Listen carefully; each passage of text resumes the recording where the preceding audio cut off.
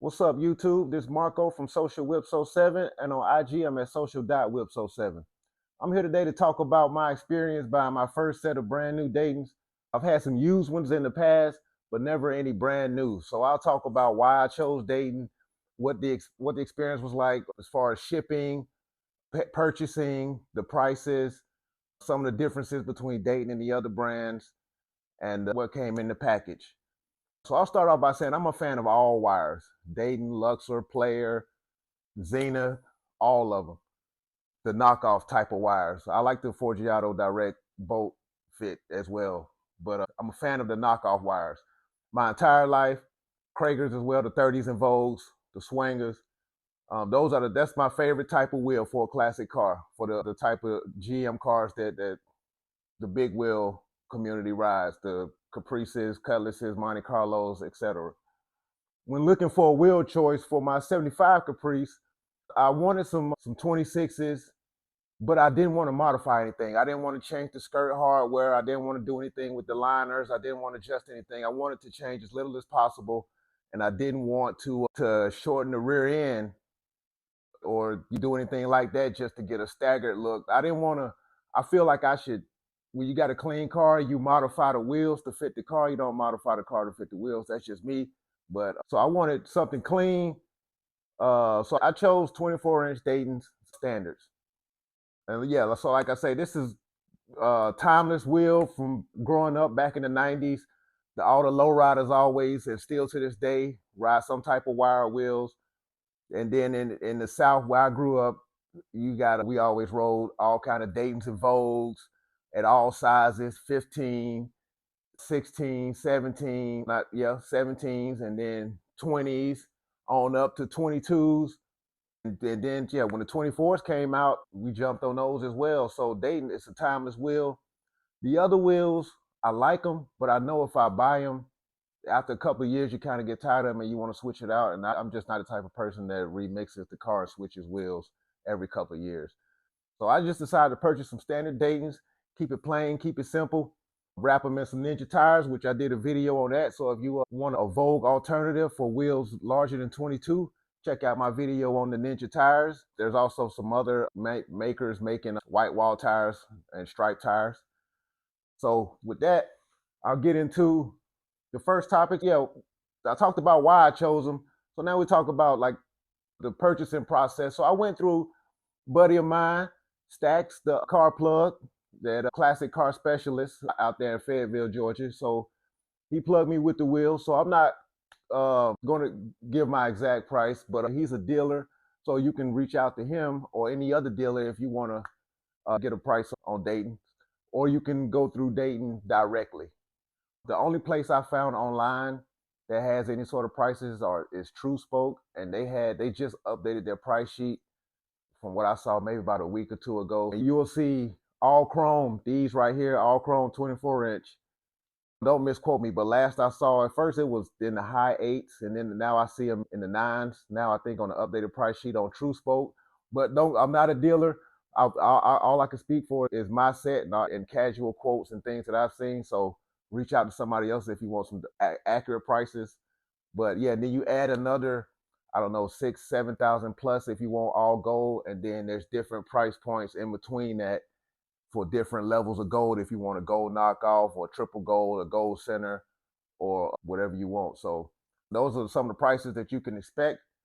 Now, when I reached out to Luxor, I got a price of about half of that as far as just chrome.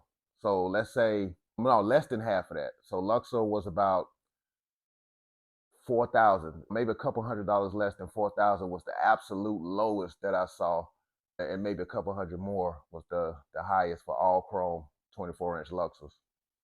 But and at first I thought, okay, they were all the same, all wires are the same. But then when I started doing the research, from what I read, Dayton, they're the only brand that uses stainless steel to make their wire wheels.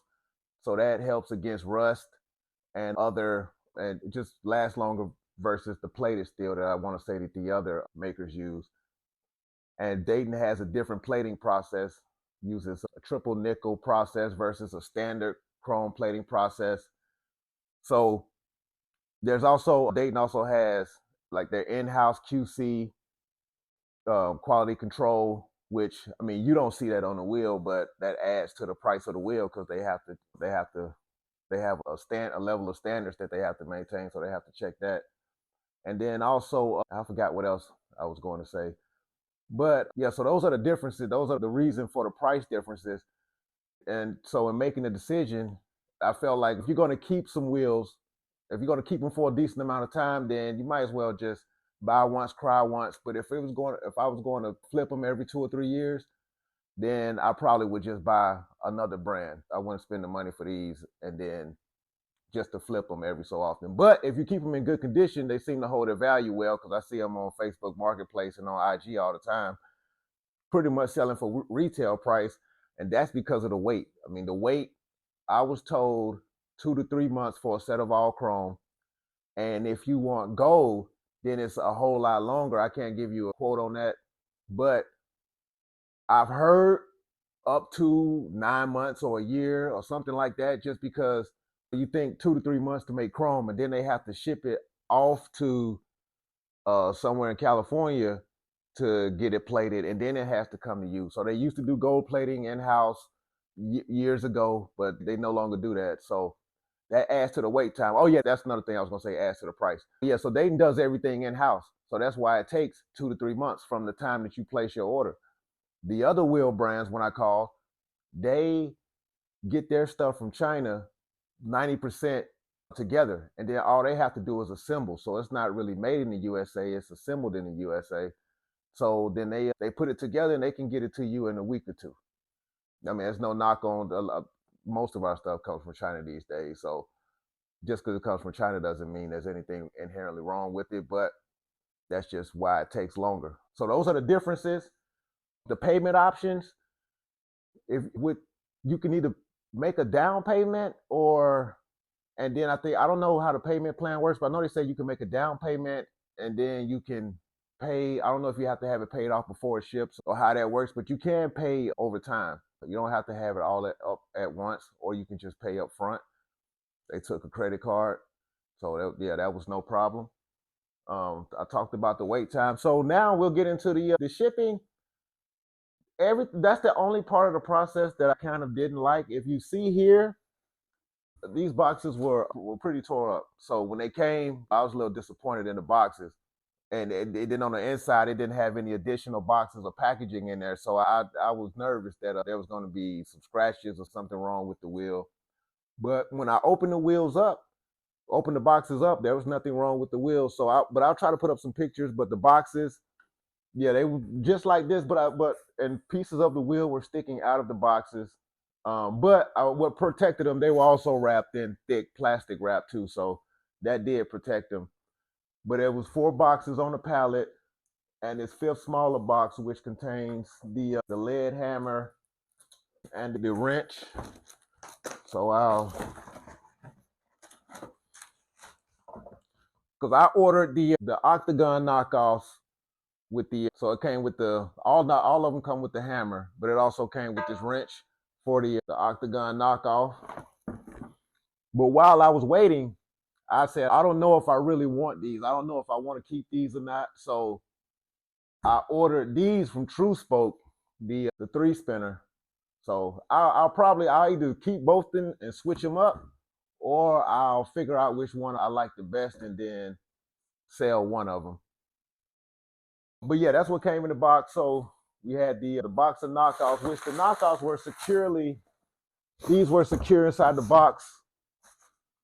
It also came with some instructions on how to mount the wheels, what to do, what not to do, how to clean them, what to put on them, what not to put on them.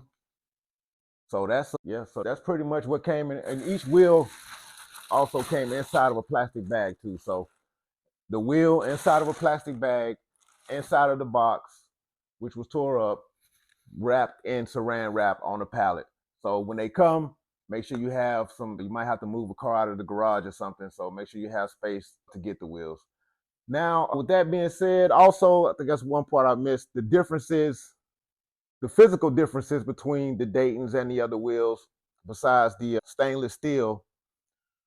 Dayton has the stamp. with the serial number somewhere in here on the hub, and then right here on the outer part of the rim. This is just in case you want to. I mean, it doesn't really make a difference. I mean, everybody maybe you have your preference on how you like them to look. To me, they all look kind of the same, but really just in case someone wants to sell you some cheaper wheels for Dayton prices. If a lot of people like to put a Dayton knockoff on some other wheels and then try to sell them for a Dayton price, which I don't think is cool. It's cool to ride. I mean, if you want to ride like that, then that's on you. But to sell them as something that they're not, I think it's kind of messed up. But so if you want to tell the difference, yeah, you had got the stamp, which they're counterfeiting those as well. But they also have Dayton has 2 rows of spokes in the front and a 3rd row in the back. I also heard that the lips are different on Dayton's, and also this part is maybe thinner on the Dayton than some of the other wheels. So depending on what you like. I also hear that some of the knockoff the thickness of the knockoffs are different on different brands of wheels. So it depends on what you like and what's your preference. But yeah, so that's pretty much all that I have. And so next, on my next video, I also have a knockoff tool that I'll review on my next video. So they'll help if you don't want to hammer your knockoff on and off. They make these knockoff tools that you can use to help you take the wheel on and off. So once I get these mounted and balanced and put on the car, I'll probably do a review on those. But other than that, that's all I have. So thanks everyone. Like I say, check me out, Social Whips 07 on here and on TikTok at some point, and then social.whips07 on IG. All right.